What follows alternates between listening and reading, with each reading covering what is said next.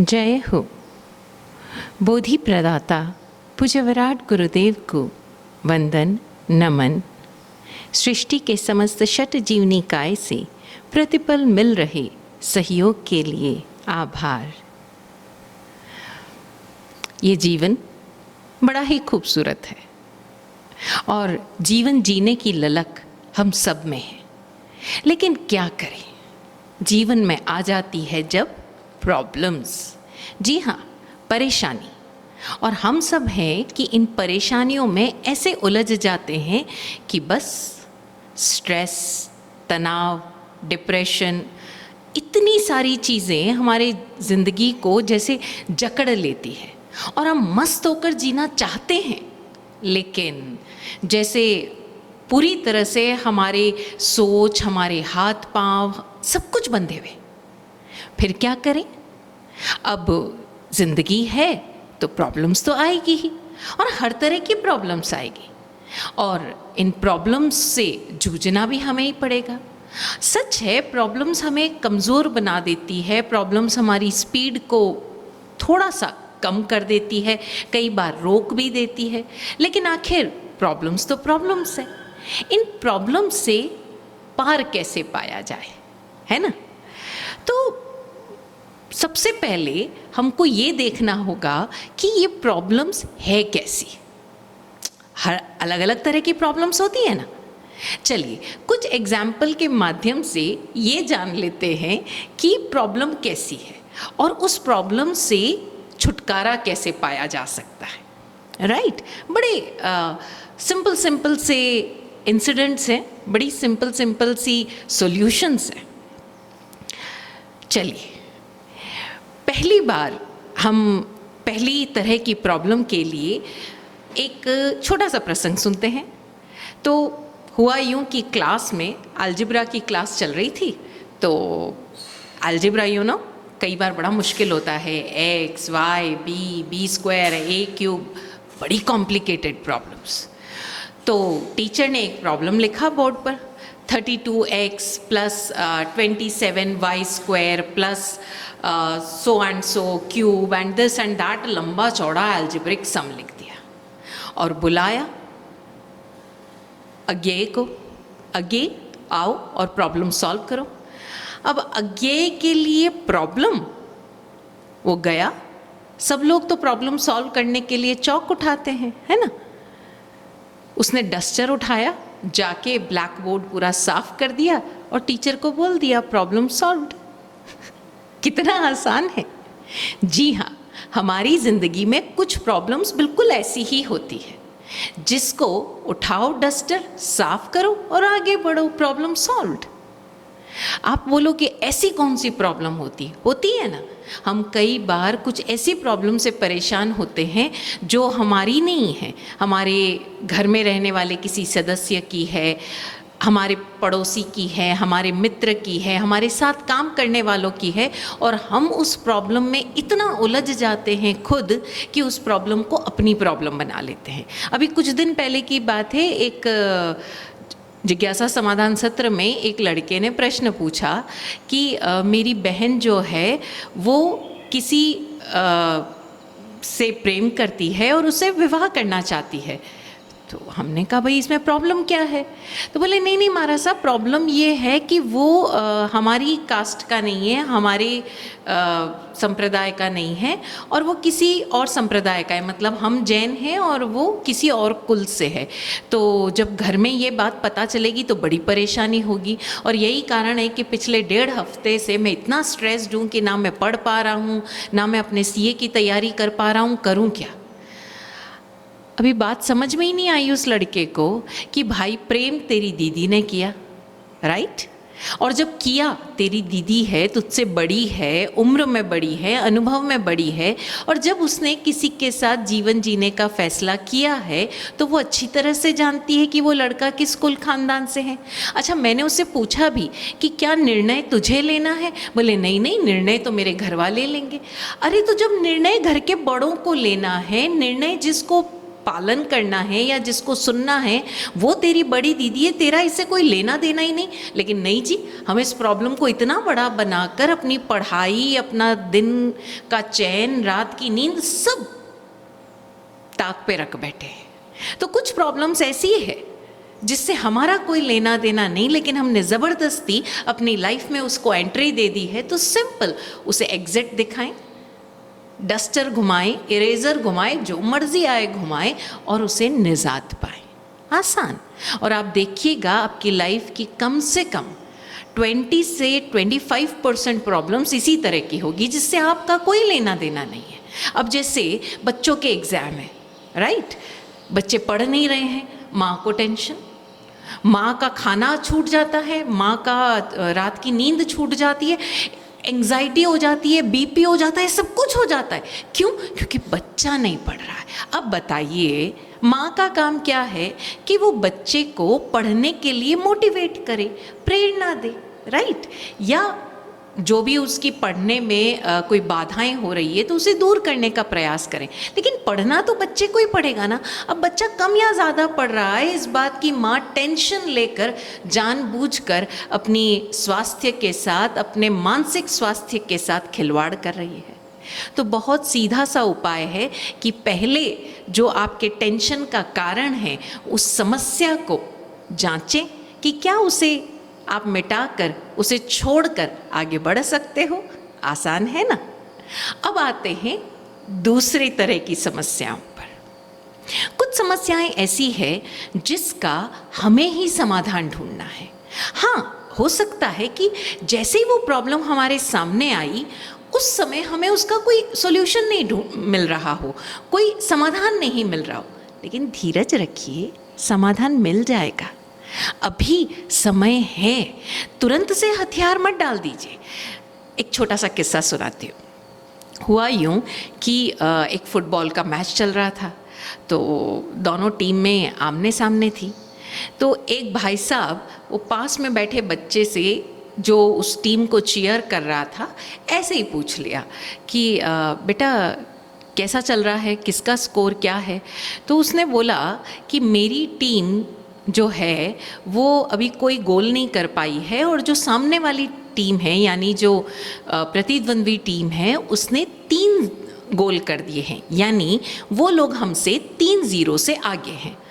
तो वो भाई साहब को लगा कि अच्छा, बड़े यूँ निराशाजनक टोन में बोले, अच्छा तुम्हें निराश होने की ज़रूरत नहीं है, कोई बात नहीं।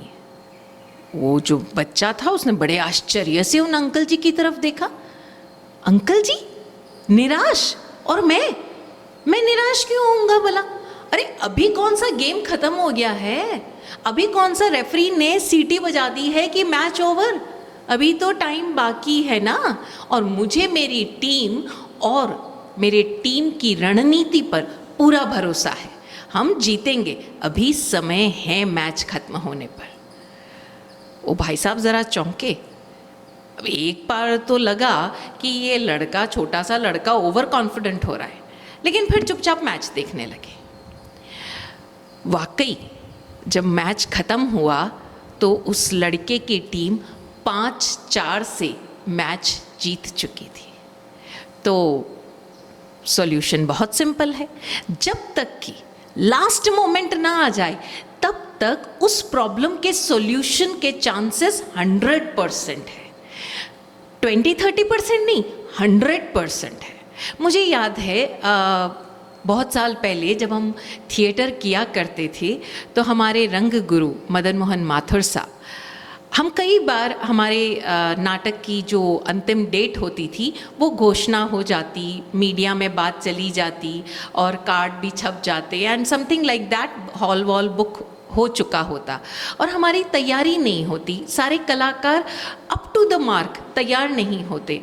हम कई बार सर को बोलते थे, सर स्थितियाँ बहुत ख़राब है, हम अच्छा परफॉर्म नहीं कर पाएंगे, आप प्लीज़ डेट आगे बढ़ा दीजिए, ये वाला शो आप कैंसिल कर दीजिए। तो सर हमसे कहते कि नाटक कब है? 16 तारीख को ना, शाम को 7:30 बजे। 16 तारीख की शाम को 7:30 बजे जब तक कि आपके शो के लिए जो कर्टेन कॉल है उसकी तीसरी घंटी नहीं बज जाती, तब तक आपके पास समय है अपने अभिनय पर काम करने के लिए, अपने नाटक को और बेहतर बनाने के लिए।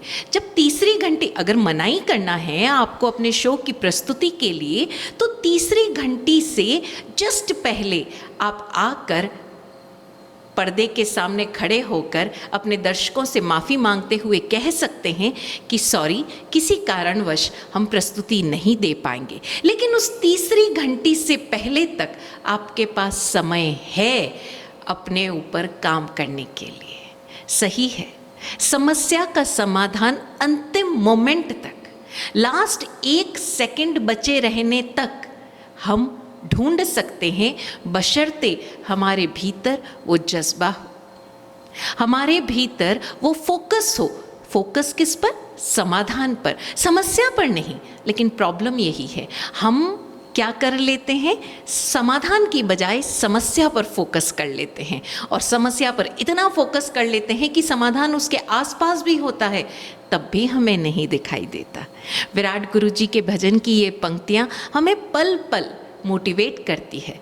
गुरुजी कहते हैं, जा रही हर पल समस्या, ज्ञान अभिनव आ रहा, योग्यता हर पल थिरकती और मैं सरसा रहा, हर समस्या खोलती उलझन का खुद ही फंद है। हर समस्या खोलती उलझन का खुद ही फंद है। अरे समस्या की बजाय समाधानों पर नजर तो लाएं। तो समस्या सॉल्व करने का ये तरीका भी हुआ ना। अगर आपकी समस्या इस कैटेगरी में पड़ती है तो धैर्य रखिए और एफर्ट्स कीजिए, समाधान पर कंसंट्रेट कीजिए। समाधान आपके आसपास ही है, आपकी नज़रों के आसपास ही है, मिलेगा ही मिलेगा। और हाँ, अंतिम चीज़, बड़ा प्यारा सा ये प्रसंग मैंने एक पत्रिका में पढ़ा था, देश की प्रतिष्ठित पत्रिका में। खुद को बराबर मोटिवेट करना है।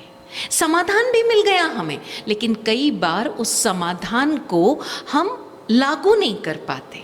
हमें पता है कि इस प्रॉब्लम का सॉल्यूशन ये है। फॉर एग्जाम्पल, कोई टेंशन है, कोई चीज़ हमें बार बार हॉन्ट कर रही है, परेशान कर रही है मानसिक स्तर पर, हम उस चीज़ से निकल नहीं पा रहे हैं। उसका सॉल्यूशन है, लेकिन उसके लिए थोड़े एफर्ट्स करने होंगे, और एफर्ट्स करने का ये एक नायाब तरीका है।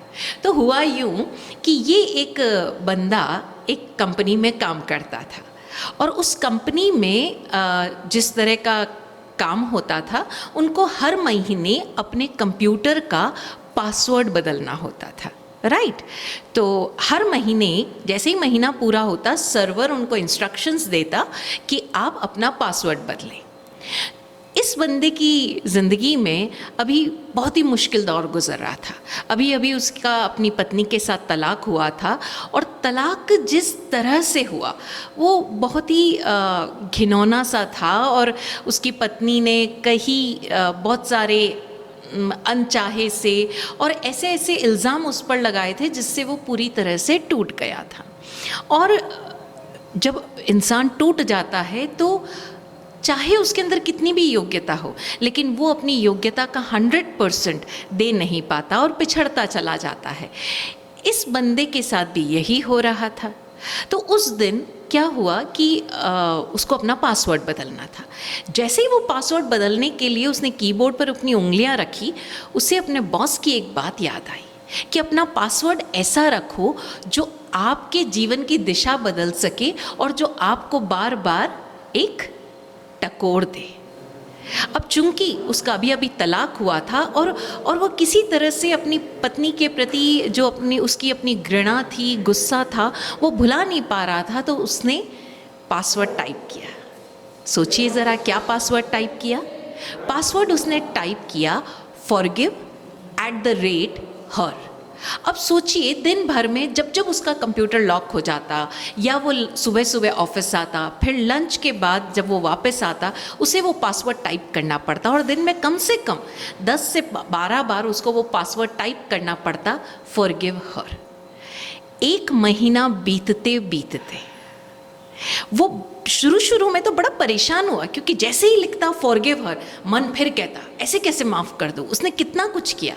लेकिन धीरे धीरे 1 महीना पूरा होते होते, जब तक कि सर्वर का दूसरी बार पासवर्ड चेंज करने का ऑप्शन आया, तब तक उसके भीतर वो सारा गुस्सा, वो सारी घृणा बह चुकी थी काफ़ी हद तक, और अब वो आराम में था। He was at a comfort level, ease level पर था। अब उसके भीतर अपनी पत्नी के लिए, उस पूर्व पत्नी के लिए वो गुस्सा, वो घृणा नहीं बाकी रही। अब फिर अवसर आया, चूंकि अब एक बार एक्सपेरिमेंट कर चुका था और एक्सपीरियंस भी हो गया था, तो फिर उसके पास दूसरा ऑप्शन आया। अब क्या टाइप करे? तो उसने टाइप किया, quit smoking for ever, quit@smoking forever। वाह, 1 महीना होते होते उसकी स्मोकिंग की लत खत्म हो गई। आप भी कर सकते हो, अपने मोबाइल, अपने कंप्यूटर, जिस पर चाहे। जैसे कई लोगों को गुटखा खाने की आदत है, कई लोग जर्दा खाते हैं, कई लोग व्हाट्सएप पर बहुत ज़्यादा रहते हैं, सोशल मीडिया पर बहुत ज़्यादा रहते हैं। आप जो चाहे वो पासवर्ड टाइप कीजिए। दिन में 10 से 15 बार जब आप वो पासवर्ड टाइप कर रहे हैं, that password will hammer you, and आप अपनी उस आदत से पार पाने में आसानी करोगे। और फिर धीरे धीरे उसने पासवर्ड्स बदलने शुरू किए। save@यूरोप विजिट, 3 महीने में उसने इतना सेव कर लिया, जबकि वो 10 साल से यूरोप टूर पे जाने की सोच रहा था। 3 महीने में उसने इतनी सेविंग कर ली कि वो यूरोप जा सका।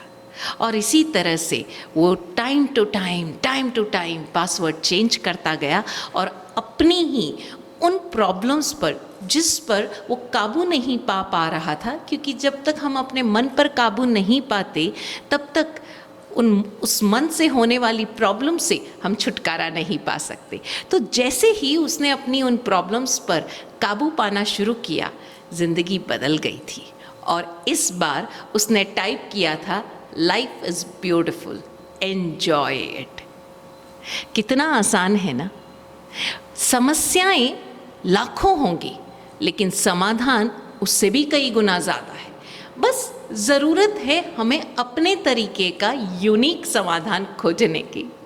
तो हम सब अलग अलग तरह से पहले समस्या को देख लें कि ये समस्या किस तरह की है, इसको वाकई हैंडल करने की ज़रूरत है क्या, और अगर ज़रूरत नहीं है तो उसे इरेज कर दें।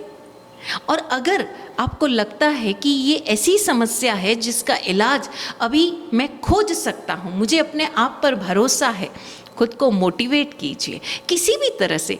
पासवर्ड चेंज करने का तो जस्ट एक आइडिया है, आप चाहें तो और भी तरह से कर सकते हैं। लेकिन एक बात हमेशा याद रखिए, प्रॉब्लम्स तब तक टिकेगी जब तक हम चाहेंगे। प्रॉब्लम्स का अस्तित्व सिर्फ तब तक है जब तक हमने उसका अस्तित्व अपने जीवन में बना रखा है। याद रखना विराट गुरु जी की ये पंक्तियाँ कि हर समस्या खोलती उलझन का खुद ही फंद है। हम सब अपने उन उलझनों के फंदों को खोल पाएं, अपने जीवन की समस्याओं का समाधान पा जाएं। यही सद्भावना। ओम शांति।